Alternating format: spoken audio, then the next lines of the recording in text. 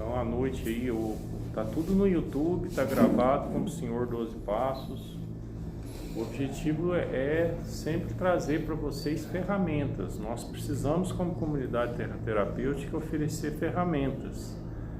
Gilberto, mas o que é oferecido para a gente nessa manhã? Nós nunca saímos dos 12 passos. Sempre, porque o ser humano eu creio que o Marquinhos, da última vez que ele esteve aqui, ele não conseguiu porque ele não estava muito ligado a entender a figura dos 12 passos, né? E os 12 passos não é decorar aquilo ali decorar não adianta nada, né? Aquilo ali é muito profundo, né? Ou seja, aquilo ali envolve espiritualidade. Tudo que envolve espiritualidade é muito difícil, gente. Aprender a consertar um avião é facinho, porque é material, né? É carburador, sei lá, é pneu, é não sei o que, é fácil, né? Aprender a consertar a Peppa é fácil, né? Porque é material, a barriguinha dela parece estar grávida, né? Qualquer coisa a gente pega uma motosserra, serra aqui, né? É feia a Peppa? Bonitinha a Peppa. Então, tudo que envolve espiritual é difícil, é complexo, envolve sentimento, envolve o íntimo do ser humano, envolve o interior do ser humano. Não é fácil não é simplesinho assim de, eu vou aprender. Não, se a pessoa não impor sentimento ali, não aprende espiritual não. Se a pessoa não abrir o coração, não aprende espiritual não.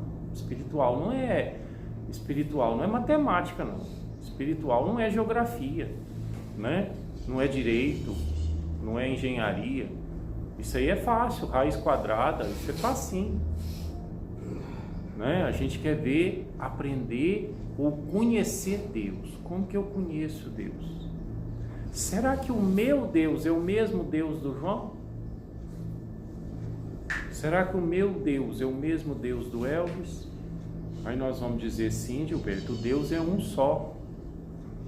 Mas engraçado, a gente segue a Deus de acordo com o que a gente conhece Deus. Por que Deus exige de mim uma coisa e talvez não exige de outra pessoa? Será que o meu Deus é o mesmo Deus do Hélito que está aí na rua, o galo? Como que o meu Deus está me exigindo tanto e dele não exige nada, será? Ou ele não conhece o Deus ainda? Que nós temos, que é o Deus da revelação, que é o Deus da palavra. Está com a Bíblia? Lê uma palavra aí para mim. O João vai ler uma palavra. Esse é o Deus, esse é o meu Deus, o Deus dessa palavra. O Deus dessa palavra, quer ver? Esse é o meu Deus, o Deus que eu guardo, o Deus que eu sigo, o Deus que eu conheço. É o Deus que escreveu a Bíblia, é o Deus que tem ensinamento para mim, é o Deus que tem orientação para mim, é o Deus que tem conselho para mim, de forma que eu não posso viver segundo a minha cabeça, eu tenho que viver segundo o que Deus fala, o que Deus envia, o que Deus oferece, porque Ele é o meu Deus, o meu Senhor, o meu Pai. Por isso, pode falar, João. Atos capítulo 20. Olha o que meu Deus vai falar. O meu Deus que eu guardo, o meu Deus que eu sigo, o Deus que eu tenho fé, o Deus que eu acredito, o Deus que vai me salvar. Atos capítulo 20, Paulo ora com eles. Tendo dito essas coisas, ajoelhando-se, Paulo vai entrar em oração. Orou com todos eles. Então houve grande pranto entre todos, e abraçando afetuosamente a Paulo, o beijava, entristecido especialmente pela palavra que ele dissera, que não mais veriam seu rosto, e acompanharam-no até o navio. Olha aí, olha que testemunho lindo do Deus de Paulo.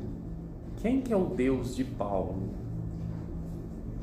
Será que é o Deus do Elvis? Olha o que o Deus de Paulo falou para Paulo. Se eu não entendi errado, João, Paulo entrou em oração porque ele estava indo embora. Paulo tinha que renunciar àquele lugar onde o povo o amava. Eles o abraçavam, eles choravam, porque Paulo não mais veria o rosto deles. Na igreja, né? Para ser mais exato, de Éfeso. Efésios, vai. Ele estava despedindo dos Efésios. Ele estava despedindo dos Efésios. Isso. Então, ele tinha que partir, porque o Deus dele falou, você tem que partir. E se Paulo falava, mas aqui tá gostoso, eu vou ficar aqui. Com Deus não é assim. O que faltou pro o Deus do Elielso? Será que de fato nesses 2 anos o Elielso conheceu o Deus dele? Na profundidade do Elielso dizer assim, Senhor, o que é para fazer?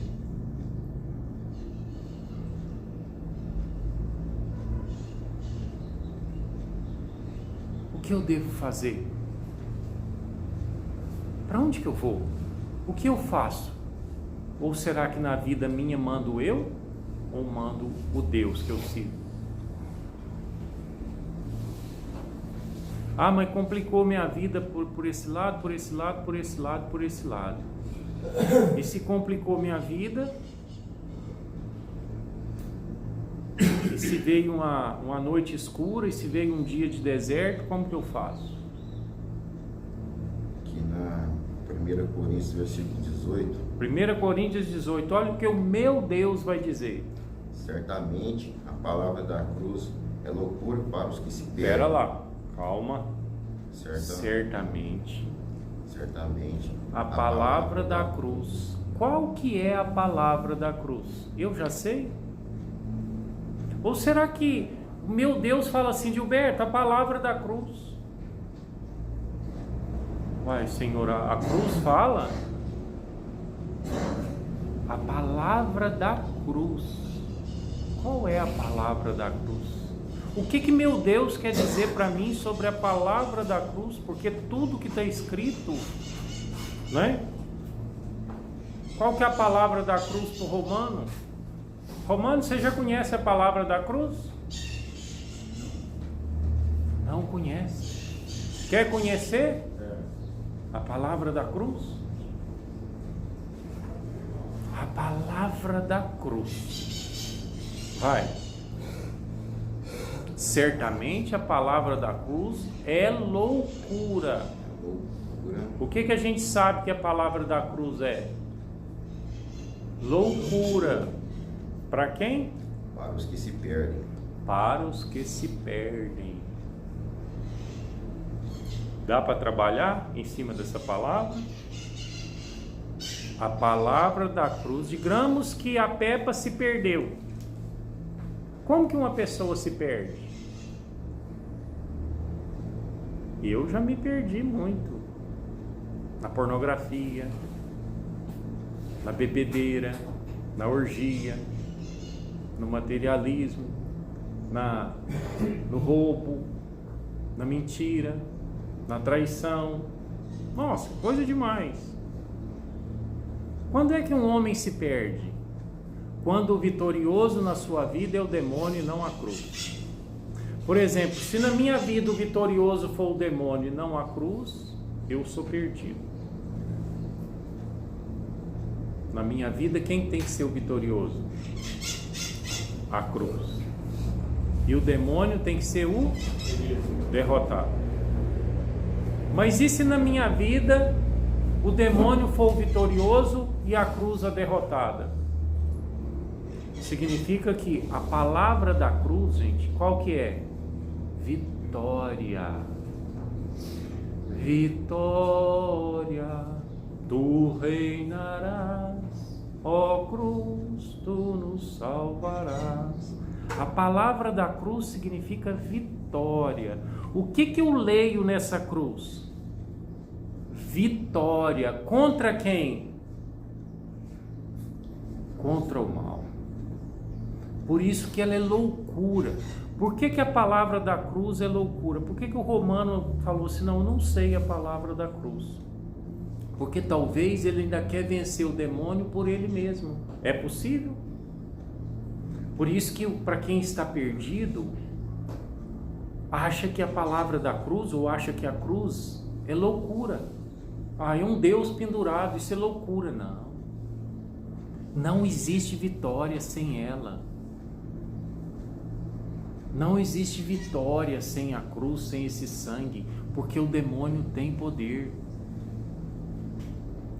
O mal tem poder. Já imaginou o Marquinhos achar que a vida dele lá em Campos Gerais virou uma tragédia por culpa dele? É culpa dele? Como que é culpa dele se a gente trabalha a palavra em potência? Não é culpa dele, é culpa de quem? Satanás, é culpa do mal. E como que vence esse mal? Poder superior. Olha o tanto que é simples, mas tem que ter espiritualidade para entender. Mas então, pera lá, Gilberto, então o meu problema é demônio. Sim. E como que vence o demônio? Com a cruz. Ah, você pega a cruz e bate no demônio? Não. O demônio foi destruído na medida em que eu fiquei limpo. Porque quem veio nesse mundo para ser destruído é o demônio, não eu. Quem vem nesse mundo para ser soterrado, destruído e apagado é o demônio e não eu. Eu sou filho de Deus e amado de Deus, e Deus morreu na cruz para vencer a obra do mal. Qual que é a palavra da cruz?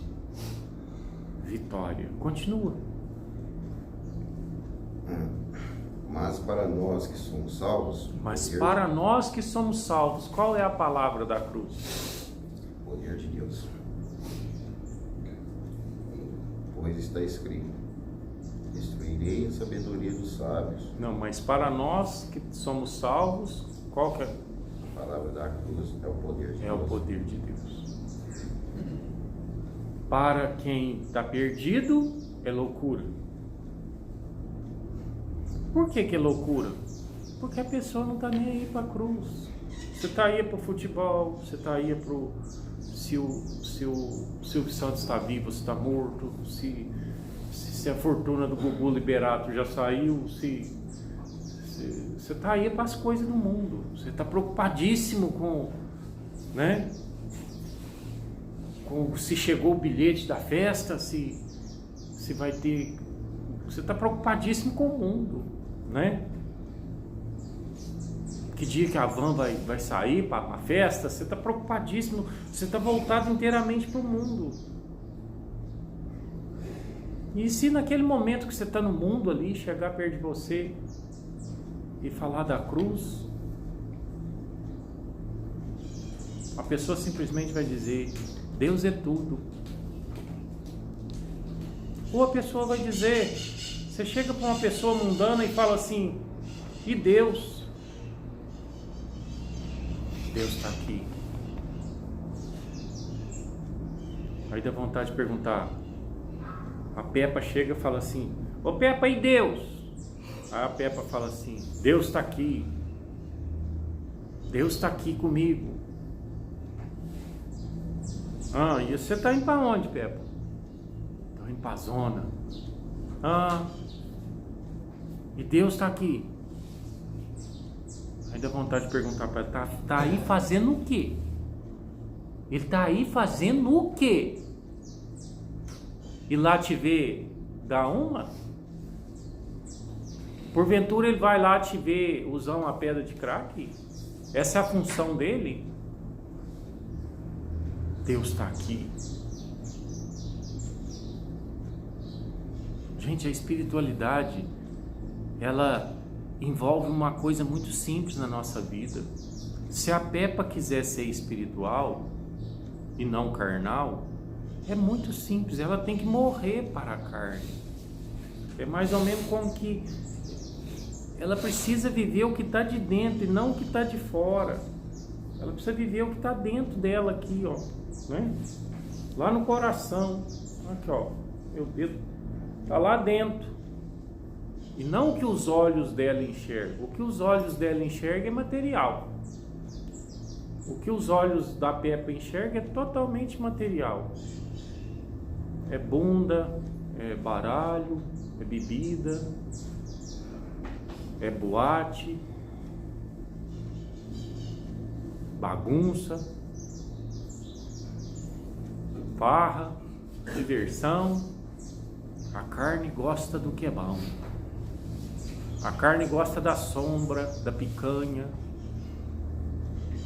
de comer bem, do conforto, do dinheiro, do luxo, da vaidade, da beleza, da grandeza, do status, da fama. Como a fama é gostosa, né? Você é famoso, né?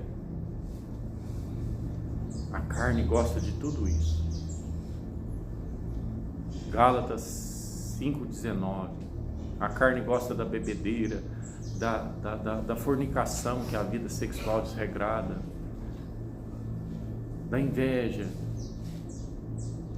da imundície, da libertinagem. Ai, que delícia da libertinagem. Cruzeiro de carnaval, tudo pode, todo mundo pelado, todo mundo...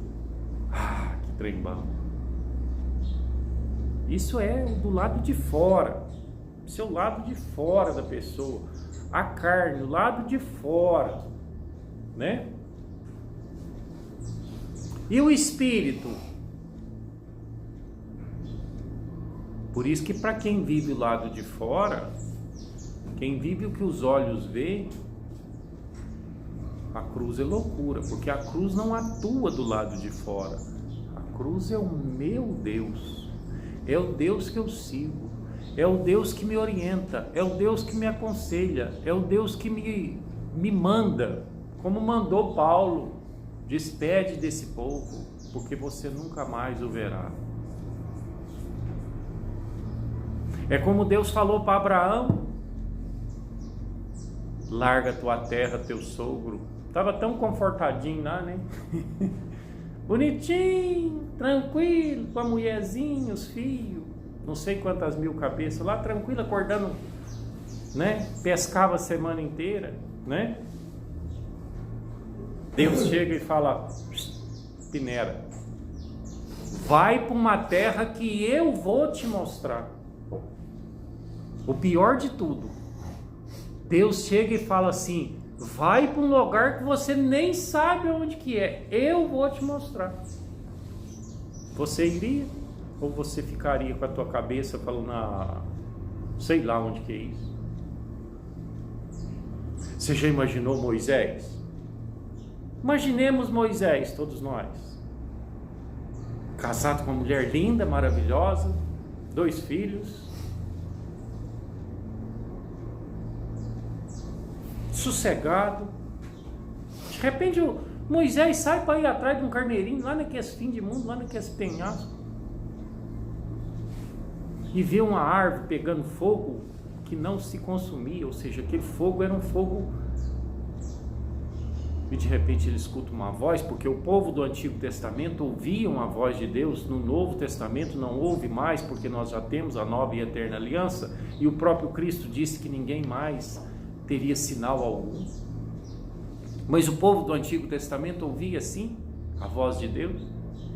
Deus então chega para Moisés, e Moisés, espantado, né, olhando para aquela sarça ardente, para aquela árvore que pegava fogo, primeiro Deus falou assim: tira a sandália, porque o terreno que você pisa é solo sagrado. Não pensou se Moisés falava: não, vou tirar não, o chão está quente. Moisés foi obediente, tirou. Olha o Deus de Moisés. O que Deus falou para ele? Vamos ali comer um pedaço de queijo junto? Ou você acha que Moisés encontrou Deus e Deus falou para ele: que alegria que eu estou contigo, Moisés, você é um pai de família perfeito, um bom pai, um bom marido. Deus falou isso com ele? Moisés, Egito, liberta o meu povo. Moisés olhou para ele e falou: hã? Eu? Sim, Moisés, eu estou mandando. Vai lá libertar meu povo. Senhor, mas eu vou chegar lá, vou falar que o Senhor é quem? Eles vão me perguntar: ué, quem é esse Deus? Deus falou assim: fala que eu sou.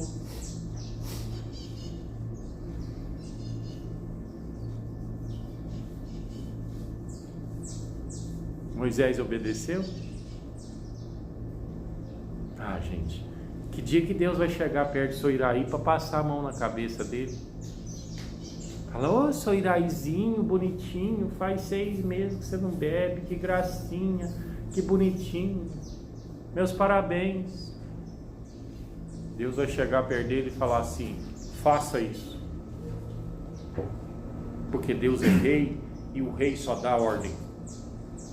Nosso Deus, o Deus que eu tenho, é um Deus de ordem, um Deus de mandamento, um Deus que ensina, um Deus que manda, um Deus que fala, um Deus que aponta, um Deus que fala assim: é aqui. Quer? É aqui. É seu, como diz o velho, é seu. Nós não temos um Deus de passar a mão na cabeça de ninguém, não. O meu Deus nunca passou a mão na minha cabeça. É aqui. Já pensou se Deus chegasse perto de mim e falou: ô Gilberto, você está indo tão bem lá naquela comunidade, está sendo perseverante, está conseguindo levar. Aqui, eu vou te dar uma graça, eu vou deixar você beber agora. Ai, ai. Deus vai fazer isso comigo? Não. Mais fácil ele tirar mais alguma coisa.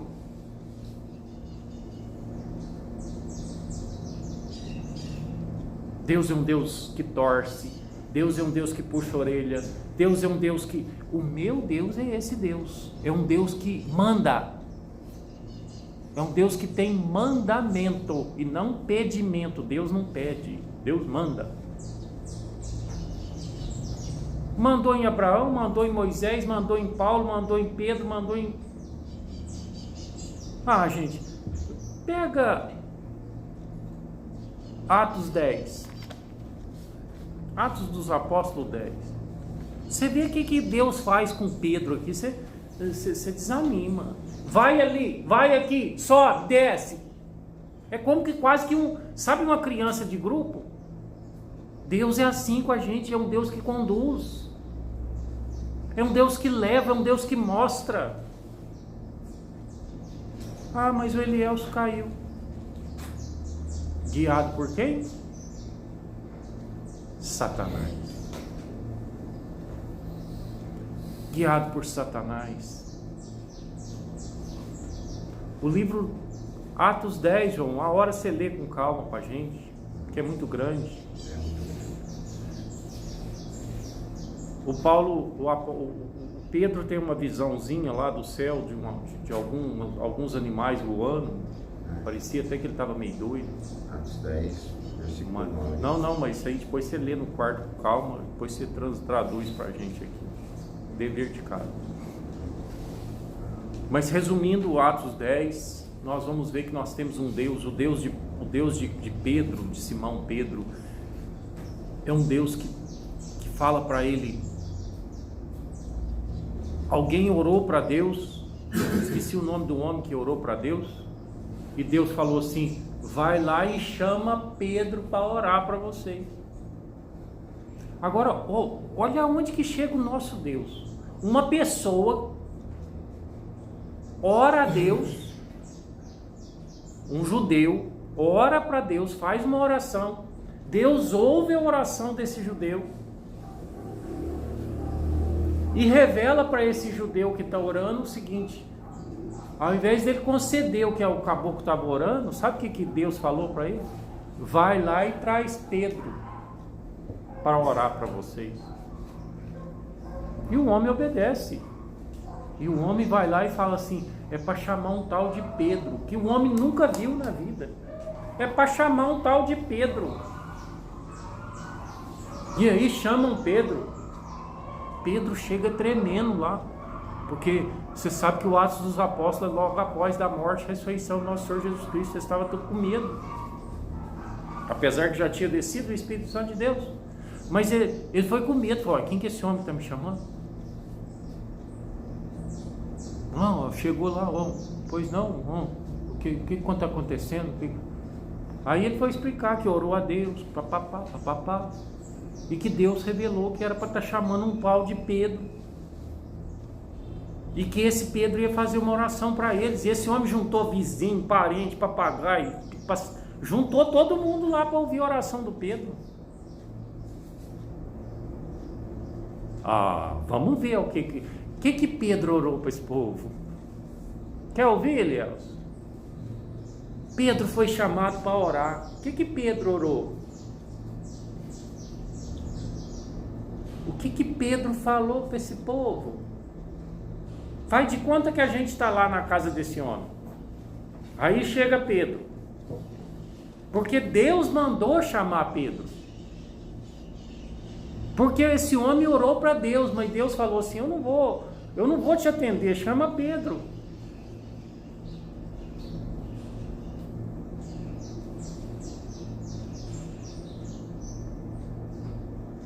Traz aqui, João.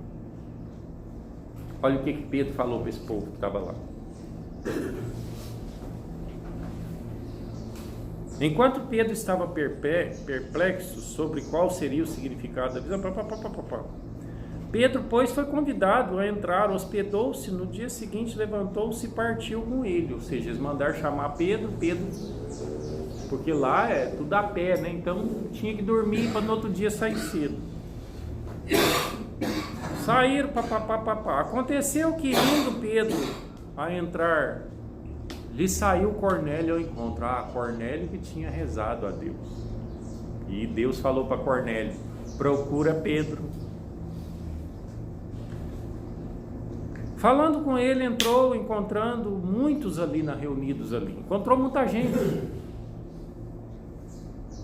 A quem se dirigiu, dizendo: vós bem sabeis que é proibido a um judeu ajuntar-se ou mesmo aproximar-se de alguém de outra raça, porque o judeu não se misturava com ninguém.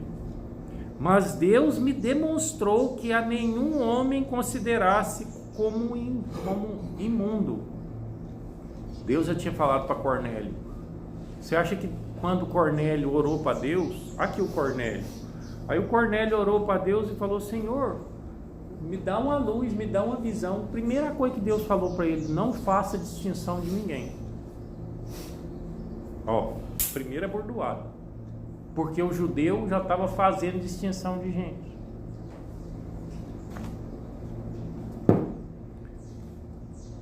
Essa Bíblia também vou te falar.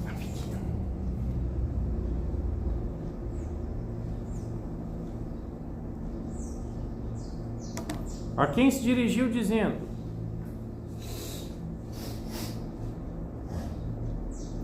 vós bem sabeis que é proibido a um judeu Por isso, uma vez chamado, vim sem vacilar. Portanto, pois, por que razão me chamaste? Pedro perguntou. O que o senhor quer de mim? Respondeu-lhe Cornélio. Aí Cornélio falou para ele: Pedro, faz hoje 4 dias que por volta desta hora estava eu observando em minha casa a hora 9 de oração. Estava orando, e eis que se apresentou diante de mim um varão de vestes resplandecentes. Ele teve uma visão. E no tempo antigo podia ter visão. Se hoje alguém chegar perto de você e falar que viu uma visão de um homem branco, pode internar em Barbacena, porque o nosso Cristo disse que nenhuma visão mais seria além daquele que foi levantado. Uma vez que nós vemos Cristo levantado na cruz, acabou. Você não precisa de mais nada, porque quem crê será salvo, e quem não crê será condenado. E tem gente que está esperando ver uma visão no céu para depois acreditar. Não sei esperando o quê, porque a visão já foi dada, né? Quem crê será salvo, quem não crê já está condenado. Então esse homem, o tal do Cornélio, viu um homem de vestes resplandecentes e disse a Cornélio: a tua oração foi ouvida e tuas esmolas lembradas na presença de Deus. Manda, pois, alguém a Jope e chamar Simão por sobrenome Pedro. Simão Pedro. curtidor à beira do mar. Foi lá na beira do mar, chamou o Zé Mané do Pedro. Portanto, sem demora, mandei chamar-te, faz bem ter vindo. Então, Cornélio explicou para o Pedro por que ele estava chamando ele. Agora, pois, estamos aqui todos na presença de Deus, pronto para te ouvir. Tudo que te ordenado, tudo que te foi ordenado por parte de Deus. Cornélio orou para Deus, Deus mandou ele chamar Pedro, e Pedro agora estava lá. Agora é só ouvir Pedro, né? Então falou Pedro dizendo, agora entra Pedro. Ué, já que você me ouviu, já que você me chamou e já que é papai eu falar, Pedro então abriu a boca. O que Pedro falou? Ah, vamos ver não, né? Alguém está curioso? Bobagem, né? Palavra de Deus, gente, nós temos que ter interesse por ela. Mas não interesse porque que o Pedro falou para Cornélio. Cornélio já morreu, Pedro já morreu, mas eu estou vivo. E eu preciso dessa palavra que o Cornélio precisou. O Cornélio era um homem igualzinho eu. E o Cornélio precisou da palavra de Pedro. Será que eu não preciso da palavra de Pedro? Será que o Elielso não precisa da palavra de Pedro? Nós precisamos da palavra que Cornélio precisou há anos atrás. E o que o Pedro falou para Cornélio? Vai falar agora para mim. E nós sabemos que Cornélio se tornou um batizado, um grande filho de Deus, diante da palavra de Pedro. E será que eu, diante da palavra de Pedro, vou me tornar um batizado? Ou eu vou, tanto faz Pedro falar? Está vendo a diferença de Deus para uma pessoa e para outra? Olha a função de Deus na vida de Cornélio. Cornélio orou para Deus. Deus mandou ele chamar Pedro. Pedro veio e falou para Cornélio. E o que Pedro falou, Cornélio, nós vamos ver no final, pode me batizar. E nós? Será que nós, diante da palavra de Pedro agora, nós também vamos pedir para batizar? Ou nós vamos levantar aqui e conseguir o nosso dia como que se Deus fosse só para ouvir e não para praticar espiritualmente? Então Pedro vai dizer para Cornélio, só que Cornélio já morreu, Pedro vai dizer para Gilberto, Pedro vai dizer para Gilberto assim, Gilberto, cadê, gente?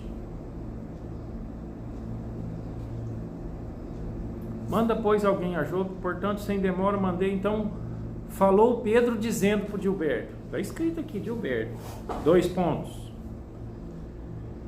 Reconheço por verdade que Deus não faz acepção de pessoas. Olha o que Pedro já falou para esse homem.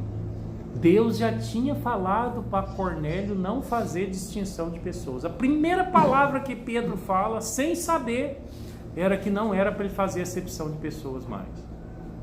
Acepção é distinção. Todo mundo é igual.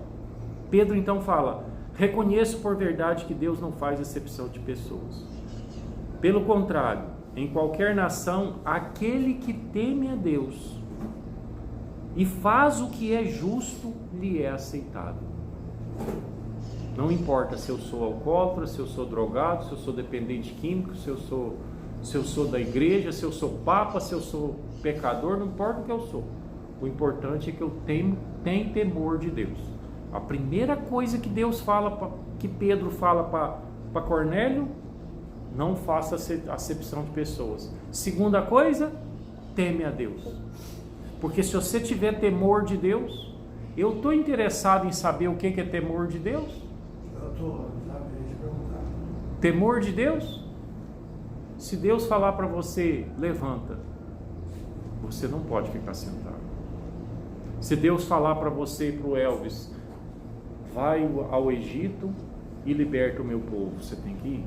Sob pena de você não ter temor de Deus, sob pena de você, eu não vou não. Como que se a ordem de Deus não tivesse consequência. E se Deus falar para mim, não beba mais, como Deus de fato já me revelou que me quer sóbrio, e nesse caminho que Ele me colocou, porque o caminho é esse, Ele escreveu com letra extraída do livro do Êxodo 23, 22, salvo engano, o caminho é esse. Gilberto, o caminho é esse.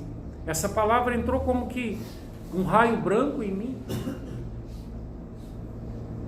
Aí eu vou falar, não, eu não vou por esse caminho. Eu tenho temor de Deus? Não. Temor de Deus é mais ou menos o funcionário com o patrão. O patrão fala assim, faz dessa forma, você faz diferente. Temor de Deus é mais ou menos o homem com aquele bezerrinho. O patrão não mandou o rapaz, o senhor matar o bezerrinho? Na música? Né? E o patrão, o empregado não tinha temor com aquele senhor. Então ele levou o bezerrinho para a casa dele e cuidou do bezerrinho. E na música é lógico que tudo é possível. Aquele bezerrinho futuramente veio salvar o filho do patrão. Mas ele não teve temor de Deus. Temor de Deus é tão profundo que uma vez Deus mandou, como Deus sempre faz, sempre manda, porque Deus não é misericordioso, não é esse Deus bondoso, não, é um Deus de ordem, é um Deus de mandamento. Deus então mandou, antes de Davi, quem que era? Davi? Era o... como é que chama lá? Esqueci o nome do homem? Saul. Deus mandou Saul destruir o povo destruir, queimar tudo, vaca, bezerro, para arrebentar, para não deixar nada. Saul foi, destruiu todo mundo, mas quando chegou nas vacas e nos bezerros, Saul poupou, porque tinha valor. A falta de temor de Deus. Quando Saul voltou pensando que Deus ia aplaudi-lo dele ter destruído aquele povo, Saul levou uma chicotada. Eu não mandei você destruir tudo, porque isso é impuro. E Saul, mas tem valor. Eu trouxe para o meu povo, para a gente aproveitar. Temor de Deus, gente, é que se Deus mandar você cortar a mão, você tem que cortar. Ah, mas tem valor, não quero saber. Para Deus não tem. Temor de Deus é você ter reverência de Deus, ou seja, o que Deus mandou fazer, o que Deus falou. Ah, Gilberto, mas Deus nunca falou comigo. Você nunca leu a Bíblia?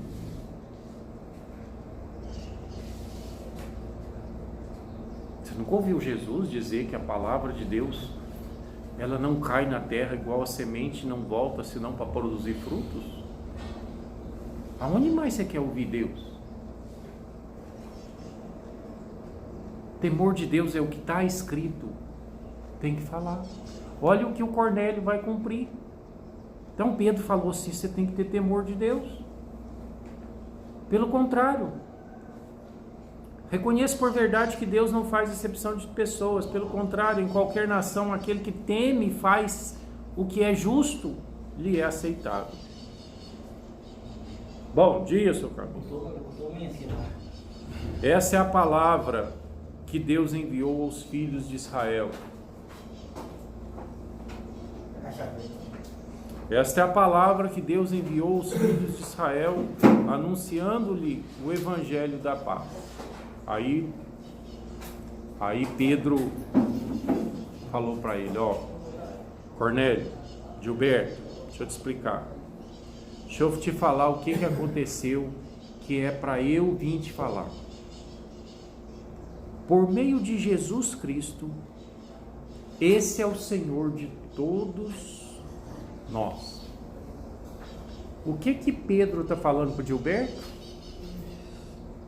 E para o Elvis? Que Jesus Cristo é o Senhor de todos nós. Gente, imagina o momento em que acontece isso aqui. Jesus tinha acabado de morrer e de ressuscitar e de subir aos céus. Olha o que a obra de Deus já estava fazendo na terra. Cornélio estava orando a Deus. O que Deus, lá do alto dos céus, mandou uma visão para Cornélio, para chamar Pedro, para Pedro começar agora a dizer: quem é o Senhor agora? Gente, isso é importantíssimo no início da nossa fé, porque o próprio Deus não atende a oração mais. O próprio Deus do céu manda o Pedro, um tal de Simão Pedro, falar para o povo daquela época, logo após a morte e ressurreição de nosso Senhor Jesus Cristo, que quem é o Senhor agora? Olha o próprio Deus mostrando Jesus para a gente. Então Cornélio ora a Deus.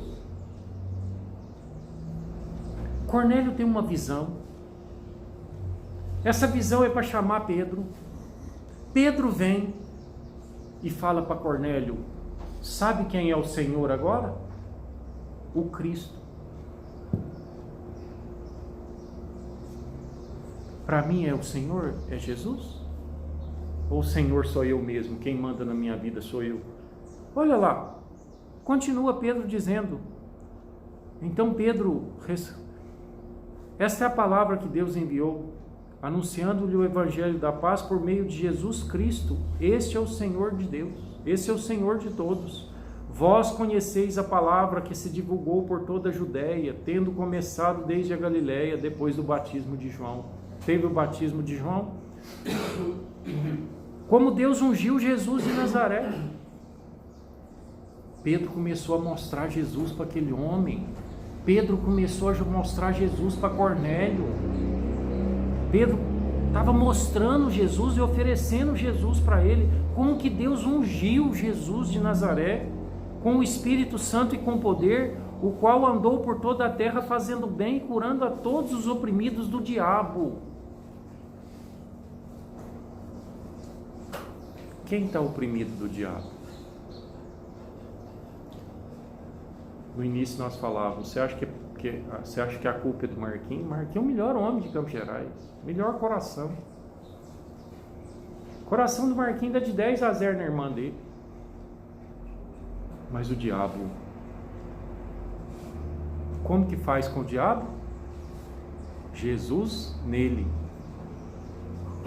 É preciso, gente, entender que a obra agora é com Cristo. Pedro então fala: andou por toda a parte. Jesus estava mostrando para Cornélio o Jesus. Pedro estava falando para Cornélio assim: Cornélio, olha aqui, Jesus andou curando todos os oprimidos do diabo. Porque Deus era com ele. E nós somos testemunhas de tudo o que ele fez na terra dos judeus e em Jerusalém, no qual também tiraram a vida pendurando-o no madeiro. Agora Pedro fala assim: e tudo o que ele fez eu vi. Está vendo que não adianta o Elvis chegar agora? Eu volto a repetir: Campo Belo tem 150 igrejas, rádio pregando o evangelho o dia inteiro, televisão, 30 canais o tempo todo anunciando a palavra de Deus, e nada adianta. Porque talvez as pessoas que estão anunciando Deus ainda não foi liberto do diabo. E a pessoa não entendeu que Jesus não é só para você pregar. Jesus é para te libertar do diabo.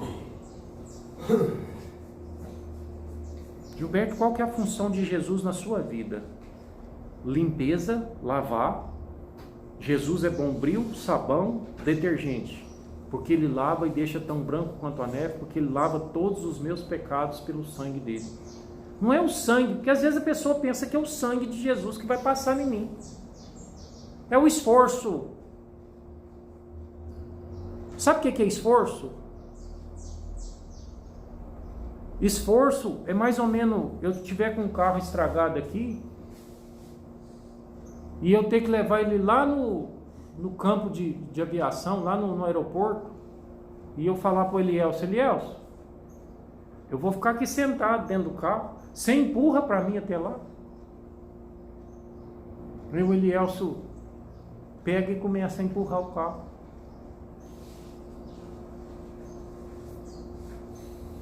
Olha o esforço do Elielso para levar o carro empurrado até no aeroporto. É esforço ou não é? Digamos que o Elielso no meio do caminho pisou numa pedra e derramou sangue.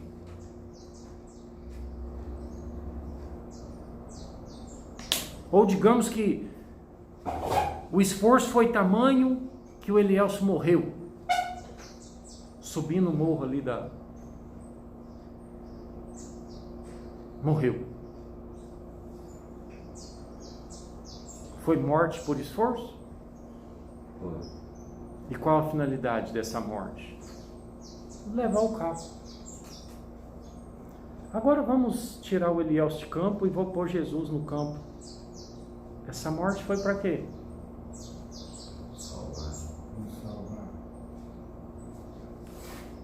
Essa morte é porque Deus ficou satisfeito com essa morte.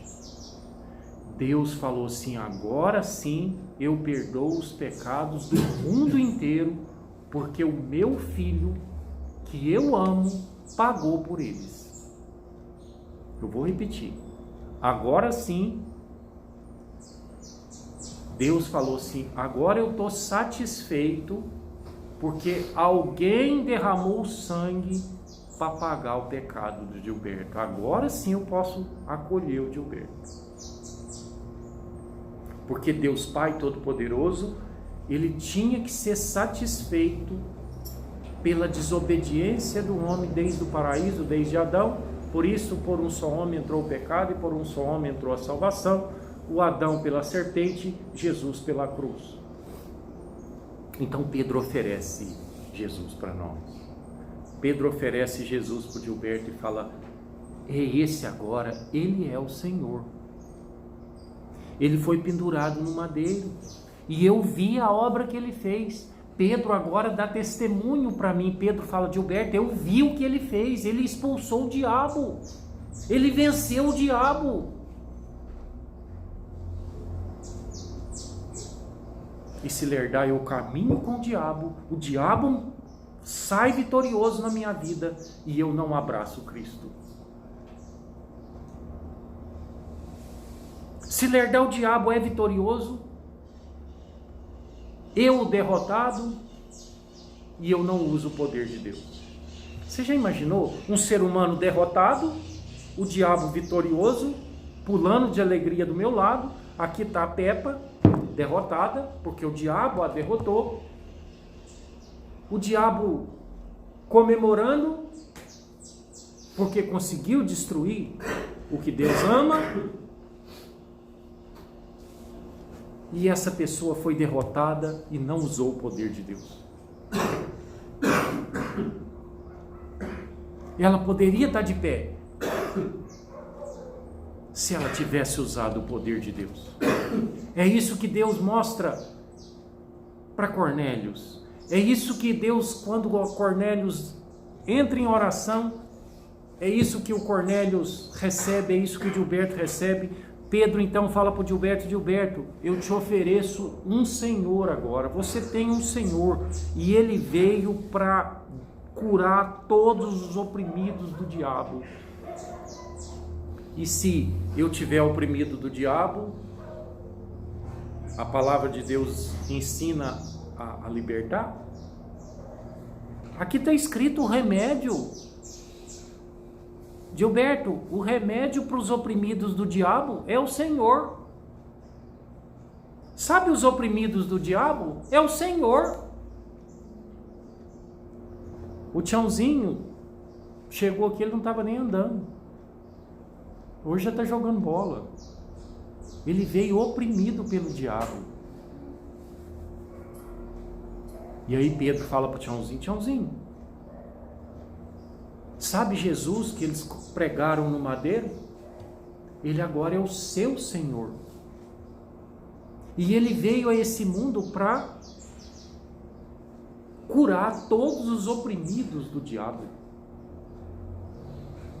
Será que o Tiãozinho vai ter capacidade de um dia sair daqui e ser derrotado de novo?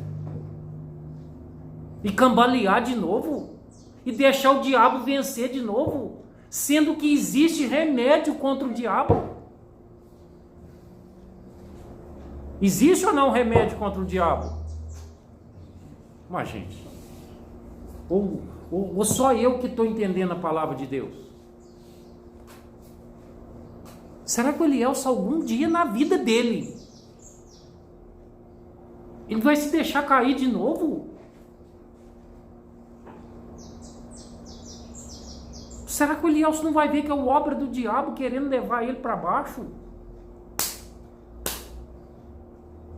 Que o diabo não dá sossego mesmo? Mas, gente, quando eu tenho um problema na minha vida e que eu tenho remédio, pegam hoje um vídeo que nós gravamos aqui, pressão e poder. Pressão e poder, pressão, poder, pressão, poder. Quando você sofre pressão, o que você entra? Com poder. Sofreu pressão, poder, pressão, poder, pressão, poder, pressão, poder. E nós falamos como que a Maria Fumaça anda? Pressão, poder, pressão, poder. Bibi, pressão, poder, pressão, poder. Porque quando a gente sofre pressão do Satanás, você vai ficar pressionado? A gente entra com poder, ué. Segundo passo, viemos acreditar com um poder superior a nós mesmos. Para que ficar pressionado pelo diabo? Agora, mas eu não quero sofrer. Eu queria que Jesus tirasse de mim a vontade de beber. Vai tirar? Gente, o dia que Jesus tirar a vontade de alguém beber, eu vou dizer a verdade. Por que não tirou a minha? Deus não faz distinção de pessoas.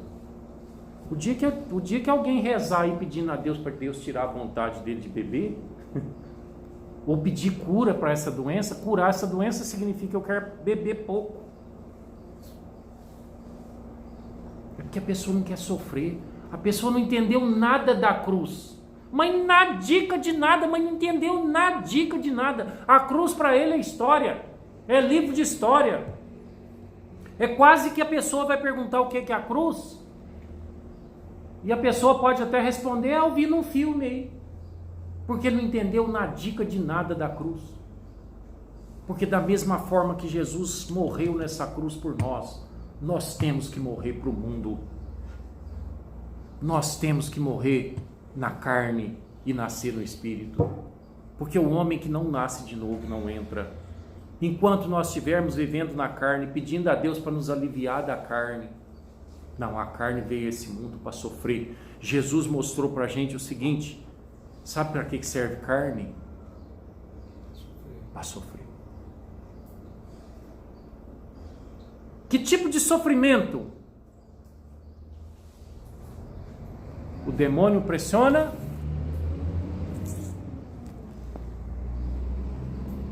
O demônio mostra a mulher, o demônio mostra a bebida, o demônio mostra a festa, o demônio entra com a tentação. Já viu falar em tentação? O demônio entra com a tentação e a gente fica desesperado.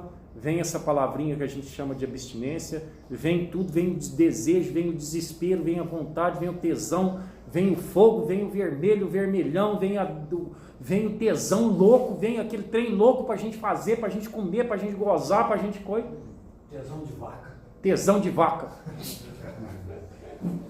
E aí o que você tem que fazer? Poder. Pressão, poder.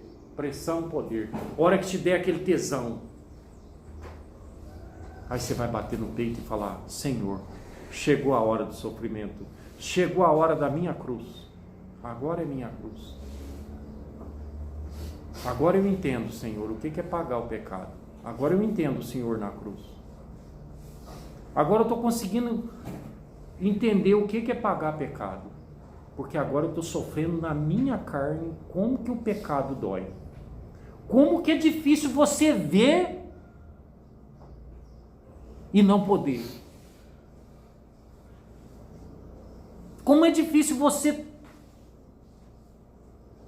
poder fazer e não fazer. Como é difícil você ter poder para fazer e não fazer. Como diz a música, se você cair, ele te levanta. E ele te levanta e te ensina a não cair de novo. Vai e não peques mais. Como se diz, você vai passar de novo por isso. Aguenta.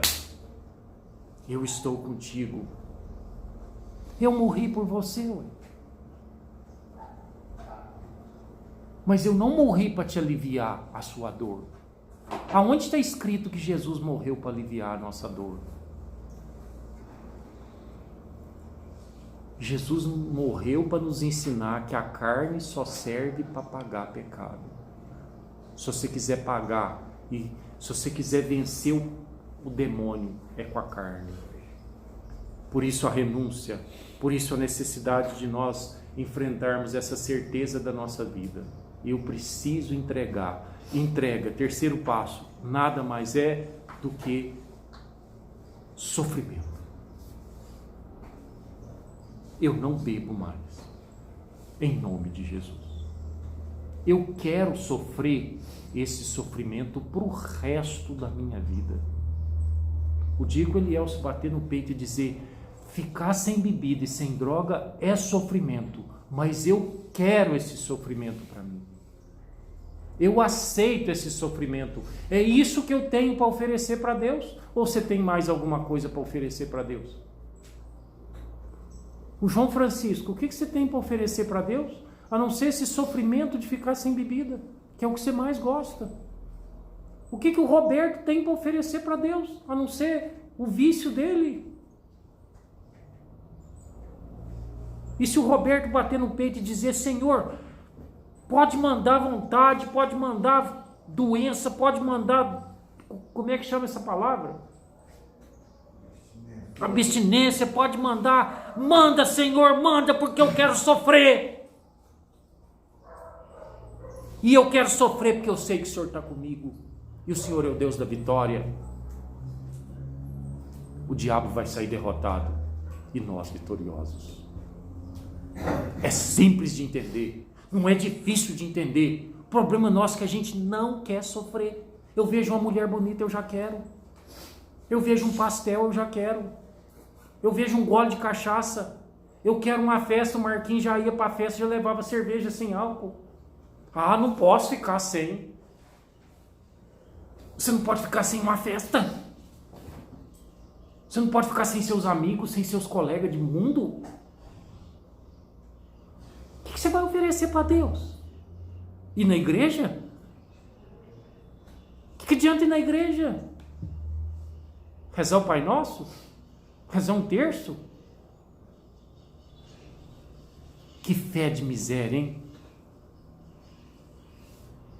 Pedro oferece Jesus. Toma, Gilberto, o seu Senhor. Aqui está Ele. Ele é poder. E pelo poder dele, Gilberto, eu vi Ele libertar o povo do diabo. E Ele vai libertar você, Gilberto, do diabo. Jesus é poder. O João acabou de ler. Pressão, poder. O Elvis está condenado a sofrer por resto da vida. Tem uma musiquinha muito linda da cadeia, porque o fulano foi preso e não sabia o que ele fez. Aí alguém, Milionário Zé Rico, sei lá quem, fez uma musiquinha e falou, está condenado a viver separado. Não, mas não é essa não. Aquele que está condenado a viver separado pro resto da vida. O Gilberto está condenado a viver sem bebida pro resto da vida. Pode passar no meu bico, pode passar na orelha, pode mostrar, pode... Temor de Deus. É o sofrimento que eu tenho. São os espinhos que eu carrego. O Mauri não quer carregar espinho? Ah, eu vi a bebida, eu caí. O que você vai oferecer para Deus? O que você tem para Deus? Porque Deus tem o Senhor para você. Aqui o seu Senhor. esse que te livra do diabo. Mas a gente não quer ser liberto do diabo. A gente quer ser liberto da tentação, para a gente não sofrer. Deus vai libertar da tentação? Gilberto, mas o Pai Nosso fala, livra-nos do mal. Não nos deixeis cair em tentação. Porventura fala, livra-nos da tentação? Não. Livra-nos do mal. E não nos deixeis cair na tentação. E você falou, não nos deixei, porque a tentação existe, né? Porque como que você vai rezar para não cair se não existe? Deus nunca vai livrar ninguém da tentação. Por que o Elielso, 2 anos ali, 2 e 2 ali já são 4. Parece que é síndrome dos 2 anos. O Fernando e o Elielso. O diabo chegou, tentou e levou. Porque vocês não entregaram ao sofrimento.